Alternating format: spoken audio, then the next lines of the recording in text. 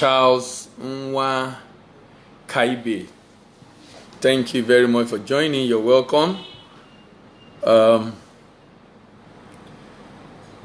be starting the evening session now. We started discussing A to Z of export business financing. Adedipe Taiwo, thank you very much for joining. We started discussing A to Z of export business financing, and that was yesterday evening. This morning we had another session in which we discussed part 2 of the A to Z of export business financing. And this evening we are going to be looking at part 3 of the A to Z of export business financing. My focus this evening will be on documents. International trade is so vital such that at the end of the day, buyers are likely going to pay rather for the goods that they are importing without seeing it, but relying only on document. And that tells us how document is so vital to international trade. So document is so vital such that document is treated as if they were good themselves, or as if it was good in itself, such that buyer can pay for goods worth hundreds of thousands and sometimes probably millions of naira, or billions of naira, or billions of dollars, or millions of dollars, or thousands of dollars by just seeing the documents. Adeyinka, thank you very much for joining. Adedipe Taiwo, thank you very much for joining. So document is so important and document is so vital as far as export is concerned, or trade generally is concerned, and of course as far as export financing is concerned. So documents need to be treated with utmost care. Documents need to be preserved. Documents need to be well filed. Documents should be treated in such a way that it becomes a lot easier to be able to access those documents whenever they are needed, because they will be needed at some point. Abdullahi Adami, thank you very much for joining. So like I said earlier, we've been discussing it to Z of export business financing. We are on part 3 today. We did part 1 yesterday evening, part 2 this morning, and now we are on part 3. And tomorrow morning we'll be looking at part 4. Like I said, we might be getting to part 10 because we'll be spending a lot of time discussing issues around financing. And our focus in this financing is not just for you going to the bank. We are looking at financing from your perspective as an exporter, sourcing for funds from friends and family. We are looking at it from perspective of banks who wants to give out facility.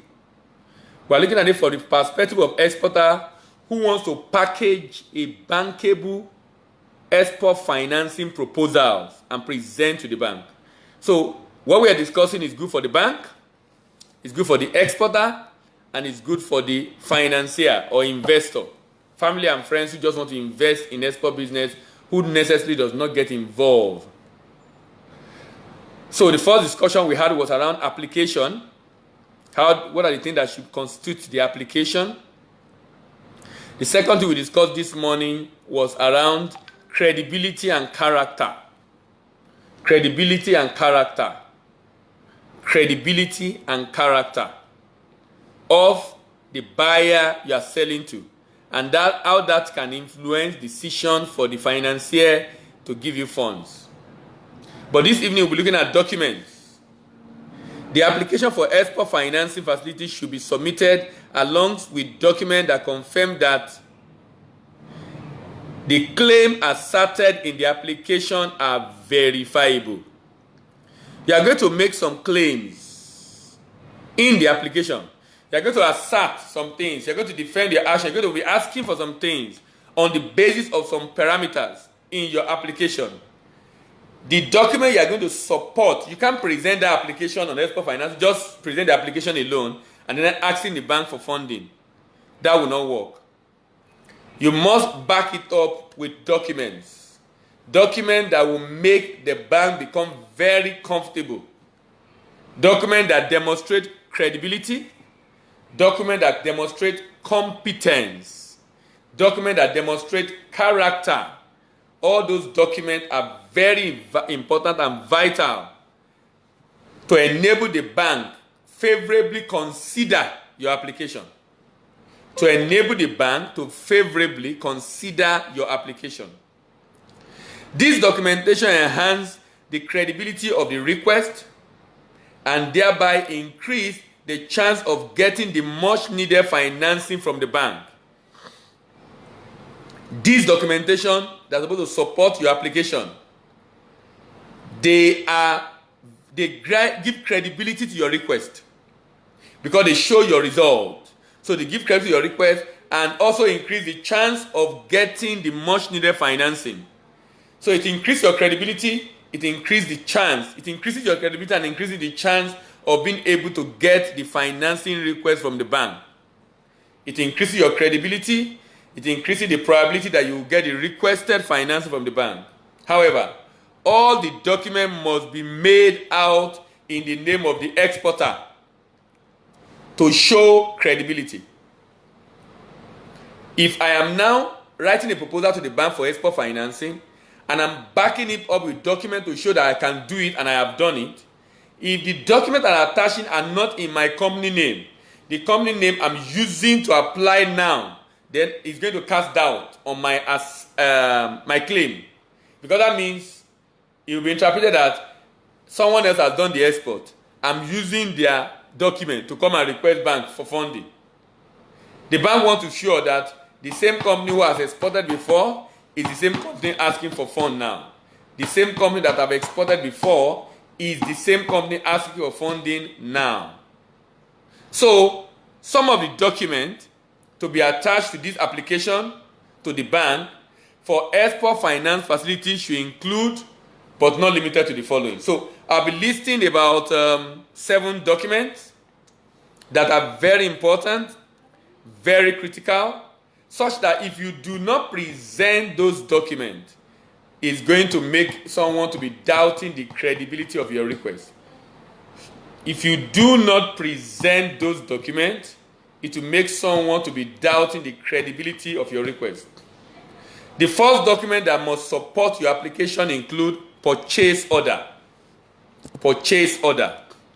This is a document that shows that exporter has a firm commitment of a buyer willing to purchase an item from him from abroad. A contract is an evidence that there is a firm commitment of a buyer somewhere outside Nigeria who is willing to buy the item in question. And that's why signing agreement become very important. Signing a purchase agreement, purchase order become very important because of what it communicates. It communicates that there is a commitment from somewhere, willing to purchase this item. So if you come to the bank for funding, the bank is willing to fund. Why? There is a buyer. So that's a first order you must cross. There is a buyer. If there is no buyer, no off-taker, then we don't have a business anyway. We don't have, there's no basis for conversation. And the contract also gives the bank an idea of the risk of that transaction. Contract is so serious, so important. It makes the bank to have an idea. Okay, this transaction we're about to do, what kind of risk based on what is the contract? It also helps him to know which country. What is the risk of dealing with that country? What is the risk of dealing with that country? He wants to know the risk of dealing with the country. So it's extremely important you consider the fact that the contract communicates a lot of information and a lot of messages to the financier. The contract also lets the financier know how will payment be made, who is making the payment, when is the payment going to be made, how is the payment going to be made, who is making the payment, when is the payment going to be made, is there any form of guarantee from the buyer for that payment. Now, you can see how vital the kind of information the contract is providing. The contract also helps the financier to know the level of preparation The level of preparation.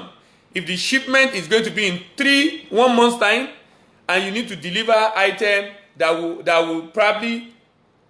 you need to source for a month. Shipment is in 1 month's time. The item you are sourcing might take you a month or take you 2 months. So we know that, okay, ab initio, we can't fund this because the time you are even bringing the contract, if you get that money that day, which is not possible because they will still go through their process because they fund you. If you get that money that day, you still cannot perform. The contract helps to know the degree of level of preparation expected. The contract also let us know the way the loan will be structured, the way the loan will be packaged, because we have an idea of the product, we have an idea of the issues around the product, the problems around the product, the peculiarities around the product, and that will affect the way the loan will be structured and packaged. Emmanuel Oni, thank you very much for joining. So we are still talking about purchase order. It shows the bank that the exporter has a buyer, and it should also serve as the basis for rejection or acceptance of the proposal. So it shows that there is a commitment of a buyer. It shows that the buyer is willing and ready to buy. It shows also that this buyer is also from an environment that is not having issues that can hinder payment. It's very pivotal. It is a very pivotal document that conveys very essential information about the export transaction. Very essential information. Remember, for those just joining us, we are discussing part 3 of A to Z of export business financing, and today we are zooming our lens on the credibility of documents. How documents create credibility for your request, for financing request. How documents create credibility for your financing request. And we said when you've presented a proposal in line with the application that we stated yesterday, the next thing is to attach supporting document. And I'm going through those supporting documents one by one. The first one I've mentioned now is a purchase order. The second one is the bill of lading. Bill of lading. Bill of lading. Bill of lading is a transport document. It could also be airway bill if your previous shipment was done by sea, but by air rather. It could be a roadway bill if it was done by road. It could be a railway bill if it was done by rail. But typically in Nigeria, we do more of air and sea. So you have a bill of lading or airway bill. This is a document that shows the exporter. This is a transport document. And if it is shipped by air, it's airway bill, like I said. This is a document that shows the bank that exporter has exported before. It shows that the exporter has exported before. It gives title or ownership right to the goods that was shipped. If your name is the one on the bill of lading, it shows that you are actually the owner of the goods that was shipped. It gives title or ownership to the goods that was shipped. The shipper's name on this document should be the exporter's company name. It is going to be considered, if it's going to be considered by the bank. This document, as a matter of fact, any document you are bringing to the bank, your company name must be on it. If company you are using to apply for the loan now is ABC Limited, every other document you are presenting to the bank should show ABC Limited. That will make it easier. Instead of you proving that this new company is also your company. ABC Limited. On every document. And also on the proposal. The bill of lading shows that you have done it before. Remember, the bank is looking at evidence that you have done it before. Your name being on it means you did this transaction. And of course, they expect that you should be the one also that got the payment on the transaction. Bill of lading is so important. It's extremely important. It gives a lot of help. Bill of lading help you a lot. Because a typical bank wants to be sure you have some pedigree in this particular business. If you don't have that pedigree, they can still fund, but it's going to be a long haul. But for a lot of them, they will not be interested. They will not be interested. Bill of lading. The third document, commercial invoice. The commercial invoice. Why bill of lading provide the quantity of your previous shipment in metric tons? That's the volume. The invoice provide the value of what was shipped. Bill of lading provide the volume of what was shipped. Invoice provide the value of what was shipped. So we are seeing the amount in dollars, in euros, in pounds, depending on the currency that was used for this transaction. This is the document that itemizes the detail of the item that was shipped, the total value of shipment. It also shows the bank the capacity and the turnover of the exporter. It shows how much the exporter could muster, could raise to ship the good itself. How much the exporter could muster, could raise to ship the good himself. How much the exporter could muster, could raise to ship the good himself.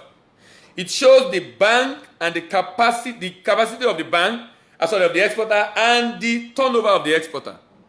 And this is very important, because if currently you do a turnover of X amount, if now you are asking for a transaction of Y amount, the bank is going to ask itself, your turnover is X amount, why are you asking for Y amount? So for example, you did a turnover is number of times you actually did that transaction. So the person had maybe 10 million naira and he did transaction like maybe 3 times last year. That's about 30 million turnover. This year, if he's asking for more than 10 million, it's easy to give. Because last year he has to turn over that money. That means probably could have done 20 million 2 times or 3 times. So the invoice gives us an idea of the value and an insight into what the exporter can muster, what it can raise, what it can provide, and it guides the bank how much the bank is willing to fund. The commercial invoice. Then the quality inspection report. Purchase order give us that, look, there is a firm undertaking by a buyer. Bill of lading tells us that, oh, he has shipped before. Invoice tells us that, oh, he has not just shipped before, he could do this amount in money, in cash, the amount in muster. But quality inspection report is telling us that the good that was shipped is of the right quality. Remember, the purchase order will have given us an idea of the quality. Purchase order will have given us an idea of the quality. The purchase order will have given us an idea of the quality. If the purchase order says the quality should be moisture 5%, size 2 mm, impurities 0%, the inspection report must give us similar figure. If the purchase order say moisture maximum of 10%, moisture maximum of 10%, size maximum of 2 millimeter,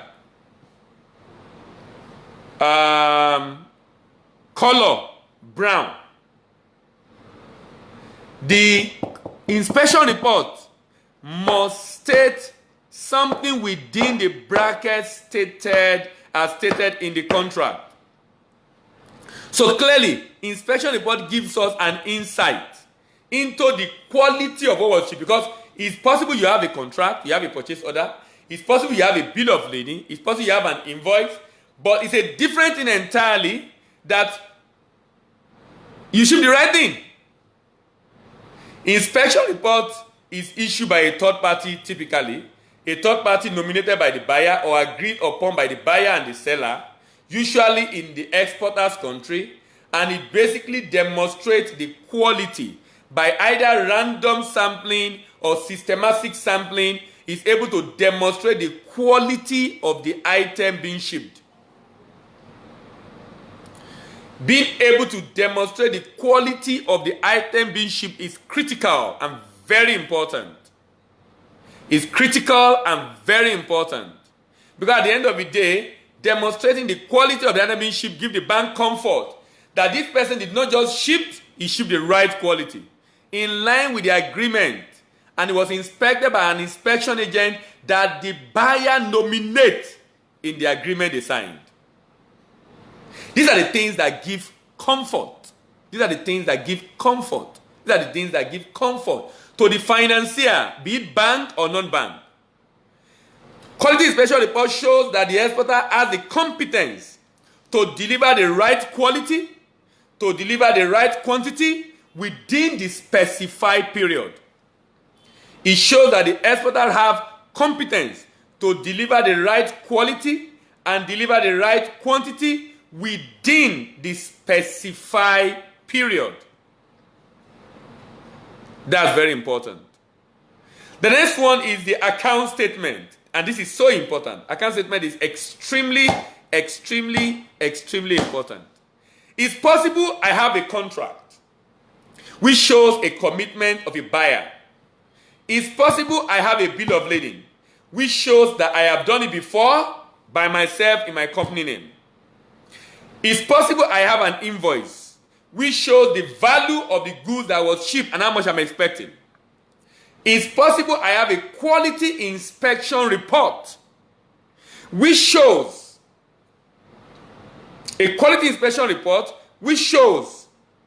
the quality of the item shipped and that the quality and quantity are correct. However, having been able to get all this, it's still very possible that I do not get paid. And the bank is interested in this. Naimeka and Tony, thank you very much for joining. The bank is interested in this. The bank is interested because the account statement is evidence that with all the effort you put in on your previous shipment, this buyer paid. That's too important. That is too important. That is too important. That is too important. That is too important for any financier. Because the whole idea for a financier is to convert the cash, turn it over to increase the volume, capital formation. If it's going to increase the volume and the capital formation, then we need to be sure payment is coming back. And the account statement shows. So the account statement number one shows that the buyer you are dealing with is a credible buyer. He pays. Number two, it shows that the amount you claim on your invoice is the amount that was paid. That means the amount due to you. The man did not discount your money the way it's done in commodities. He didn't discount the payment. He paid the amount expected. So it shows, number one, the buyer paid. Number two, he paid the right amount. Number three, he paid at the right time. He paid the right amount. He paid at the right time. These are very vital information for any financier. Remember, we are discussing A to Z of export business financing. And today we are discussing documents that are critical that you must attach to your application whenever you are requesting for a facility from a bank as far as export financing is concerned. We are doing all this because we know trade must grow if we must survive as a nation. And if trade is going to grow, we must of necessity fund it. And if the bankers and the SMEs do not know what to do, it's either the bank will lose money and get discouraged, which has happened, or the SME says nobody is planning to finance. The bank does not want to finance. They don't finance export. So there is blame game on both sides. And that's what Read Impest Trade Academy is trying to fix through this online Facebook Live that we do every day. Account statement, extremely important. Account statement is critical. Account statement, do you know account statement also does not just give me the value, the amount that was paid. It does not just give me the if payment was made on time. It does not just give me the fact that the payment was paid in full. It also helped me to know the transaction cycle or the cash conversion cycle. When did this guy start this transaction? When he signed the agreement. When he signed the agreement. When did the transaction end? When he gets paid. So if you tell the bank your cycle is 60 days and your document, contract, date, and the date of what's the name now? The account statement is showing 90 days. Sorry. That cannot work. That cannot work. The bank will not believe you. The bank will feel you are not serious. They feel you are not competent. You don't even know what you're saying. Because your document is saying A, you are saying B, as far as the timeline is concerned.